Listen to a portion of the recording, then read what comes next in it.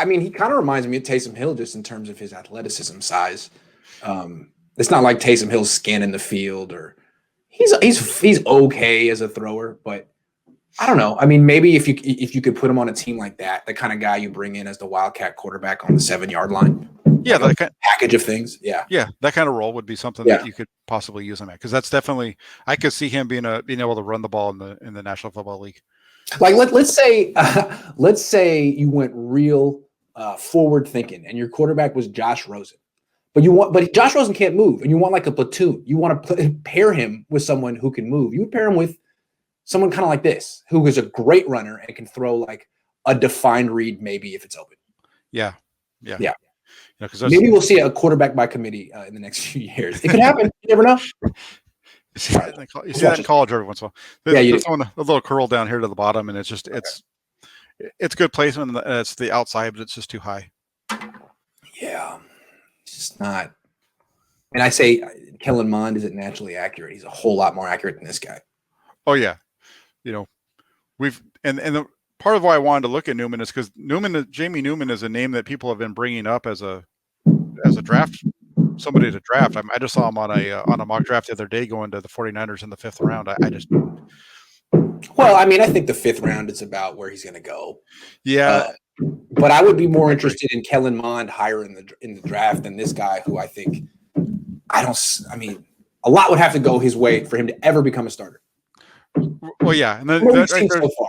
This is a good play right here, though. They run a little waggle off of play action. He rolls out and he puts the ball right on the running back, hits him right between the numbers, and the running back just drops it. Almost gets picked off. That's not his fault. That's something that he's got the athleticism to do it. I just don't see him as a quarterback for the 49ers. I don't see this as when we watch him play, I don't see him as somebody that Kyle Shanahan's going to say, I want to try to develop this guy. Yeah, unless he has some vision of evolving like Sean Payton and using a guy the way Payton does, because they're somewhat similar. I think they steal from each other. But I don't know if Kyle bringing Josh, what's the guy's name? Josh Johnson onto the team signals a change in approach, but it's possible. But again, you'd be bringing him on the team to basically be your Taysom Hill, your gadget player who's not really a quarterback, but maybe you give him 5 plays a game and he enhances your red zone offense or your running game, something like that. Yeah, that would be about the limit, I would think. And I mean, geez, in the 5th round, it's an interesting thing. If it's kind of a luxury, but if you're taking a punter in round 4, maybe you think about a little Taysom Hill guy in round 5. I don't know. Was Taysom Hill even a draft pick, or was he on? Well, this right here, this is a really nice play right here while we're talking. They run that little where they fake it and then he follows them through. It's a really nice run. Yeah. He gets through there, he gets untouched and makes the one-man miss, and he's gone. See, what I like about Jamie Newman is I feel like he's the same exact thing as Trey Lance. But Trey Lance is going to go in the top 15 for some reason, and this guy can actually be a backup, develop on the bench, be Taysom Hill. There's no expectations for him. And like the physical difference in terms of their stature, their 40 time is probably pretty slim. Yeah. I was thinking of Lance a little bit, with this as well. But when, we were pretty harsh on Lance with his throwing ability. When you compare Lance and this guy, I think Lance you can see why Lance is looked at as where he is when you compare him to somebody like, because him and Newman are very similar in their measurables and everything and what they bring to the table. Yeah. Lance, even with his limitations as a thrower at this point, is still far ahead of where Newman is. Right. And that is going to get Lance drafted in the top half of the 1st round. And the expectations for Lance is that he's going to develop into a Pro Bowl quarterback. And there are no expectations for Jamie Newman. It's the only thing I like about it. As opposed to getting some mirage in round 1, you get something realistic with upside maybe in round 5. Now, the Niners have a lot of needs. I don't know if this is one of them, but I just like the idea of someone who has this, comparing him to Lance and being, well, I'll take this guy 5 rounds later. I don't care. Yeah, Lance is better. I'll take this guy 5 rounds later. Yeah, from that standpoint, yes, I agree with you. From that standpoint, yeah. Yeah, because I personally don't understand Lance in the 1st round. No. I mean, there's day 3. Yeah, he's a late day 2, beginning of day 3 kind of a player, because of the amount of time I think it's going to take for him to get up to the speed at the NFL level. For a guy that would look, yeah, sorry, yeah, that's okay. For a little Taysom Hill guy, I like his setup and his quick release, his short stroke. It's functional. Yeah, he's functional without if he doesn't have to. If you give him really defined plays and he's able to see it before the snap, he's going to make it like this is a pretty basic play, but it's a nice throw. He hits him right, gets to his last step and he hits him on time, and then he comes out and does this right here, which makes me look silly for giving him a hard time. Oh, let's see it. Okay, I root for the day 3 picks. I like to see a career backup show. Don't you? Oh wow. Good for Jamie Newman. Hell of a throw. Nice. Outside the numbers. I love that. Yeah. Puts it up there. It's not a perfect throw, but it's not bad at the same time. And he puts it where his receiver can make a play. It's not perfect, not bad. Good enough. No, it's good placement that it's at the outside. It's okay that it's underthrown because of where he put the ball. It's not going to get intercepted. And he allows his receiver to make a play. And he's throwing it to his best receiver, number 2. Yeah, he doesn't look over there immediately. He puts some air underneath it. The guy has to slow down, and he makes a hell of a catch. Yeah, but I like that throw. Nice going, Jamie Newman. That's a good throw for a round 5 pick. Yeah, for what we've seen of him. Who's a running back? I mean, geez. Yes.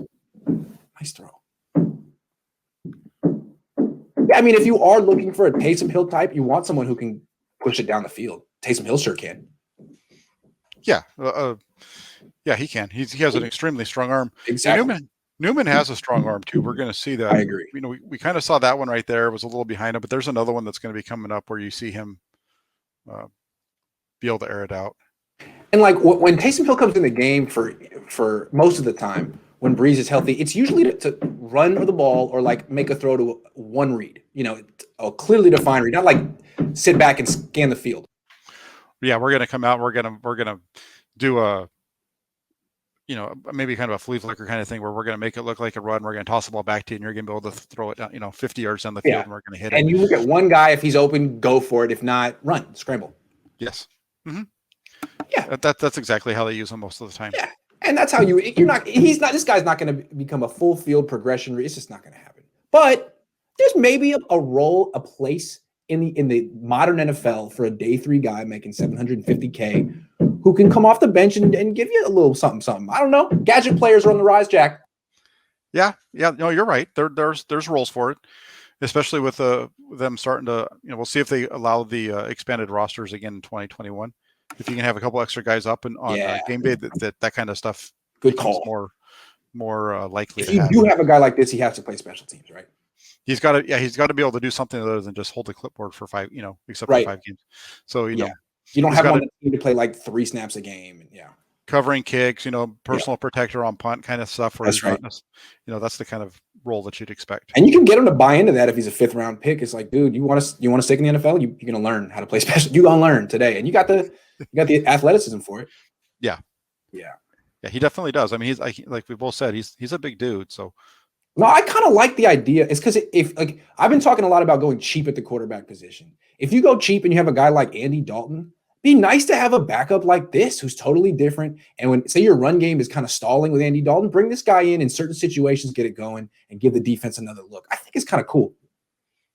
But again, you're not developing him to be he's not Deshaun Watson. He's never going to be that. You have to understand what this guy is, even best case scenario.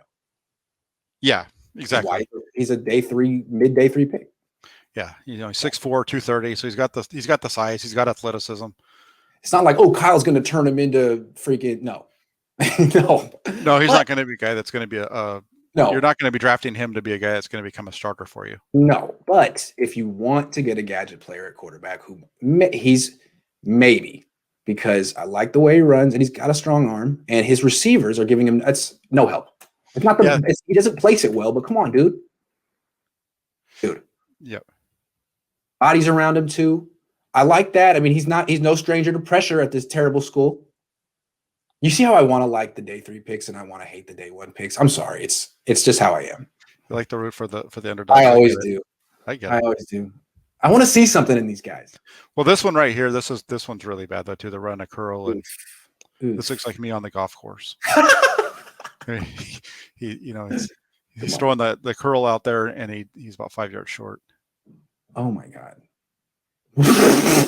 That likes me on the first tee most of the time. What in the world? Just when I want to like you, Jamie. Just when I want to like you. Tell me that got tipped. Give me an excuse. It doesn't look like it got tipped because it looks like it's a spiral into the ground. Oh God. But that's okay. I mean, It doesn't look like a guy who played baseball growing up. I'll put it that way. Not the most natural thrower. Was he a baseball player growing up? It doesn't look like it. I wouldn't guess. Oh, okay. I wouldn't think so. Maybe he was. Oy. Okay. Dang, Jamie. That's rough. Yeah. I predict someone's going to draft him to be their Taysom Hill. Whether he can pull it off is another deal. But I think that's got to be, if you take him, that's your vision. Yeah, that's a good point. I mean, that's that's kind of one of those things that's where the NFL is right now, right? One of the things that you're seeing is teams kind of trying to mimic other ones, and the Saints have found some success with it with Hill. Right. So I wouldn't be surprised if the Saints' idea for the future when Drew Brees leaves is to go quarterback by committee, because they don't seem to be. I mean, they have Winston, they have Hill. They could use both of them. I don't know what they're planning on doing, actually. But it seems to me if you have this dirt cheap quarterback like Jameis Winston who can't move, you might want a guy like this backing him up. Yeah, you're going to have to, I think, to have somebody that can come out and do something different. Give a different look every once in a while. A different look. Yeah, exactly. Mm-hmm. All right. Okay, Jamie. Let's see if you got any more good throws in you. Because that one deep one I liked. Well, I canceled it out with that worm burner. Yeah, there's a couple more. He's a serious runner, though. This guy can help any team's run game. And you see in the NFL a lot of teams going to wildcat stuff in the red zone. You do. And what's nice about this guy is he can do it inside and outside because he's got the speed. So it makes it a little bit easier for the coach to be able to call the plays, because you don't have to necessarily go straight ahead. Yeah. You can run it outside. He's strong enough to be able to run between the tackles. Yes. He's kind of like Colin Kaepernick on steroids from that perspective, but he's a much more Kaepernick was very fast in a straight line. He wasn't very, very good side lateral movement. No, this guy has all the change of direction, the changing gears. He's really good. The way that he hops and moves around, he looks like a running back. Yes. He's dangerous. And again, you can't take your Taysom Hill guy in round one. If you're drafting Trey Lance, he can't be that, even though that might be what he's perfect for. But this guy, I mean, there's no expectations. If he can pull off Taysom Hill, some team will be happy. That's the pie in the sky expectations. Yeah, and you saw him right here. He's got the ball, and he does a nice job of getting upfield for a first down. He's got that explosive cut.